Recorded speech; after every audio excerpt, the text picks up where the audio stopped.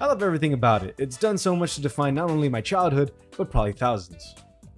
As a kid, I remember hearing about a Dragon Ball where you could fly around and find Dragon Balls all over the place and do special missions.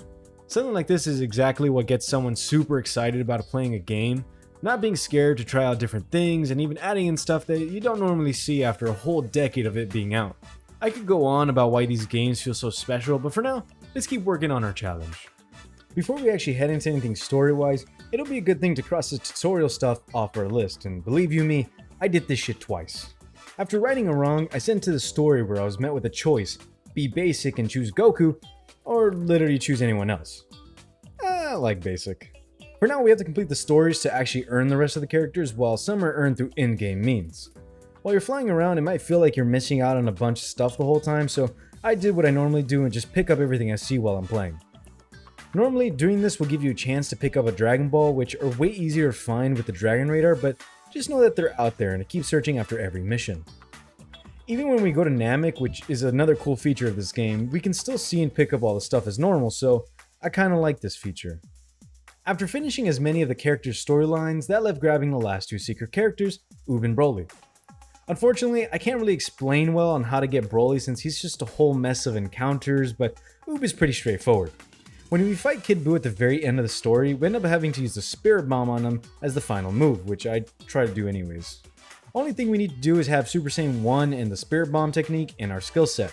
Once we bomb the fuck out of this guy, we get to fight and unlock Oob at the World Tournament area. Now, Oob is cool and all, but Broly? God damn is he big. I love flying around as this monster, and better yet, he just destroys almost every person he goes up against. It's fucking awesome. I think seeing this is what a lot of people imagine when wanting another game like this years later in the future. Super powerful characters flying around and fighting everything in its way. It's a beautiful sight to see.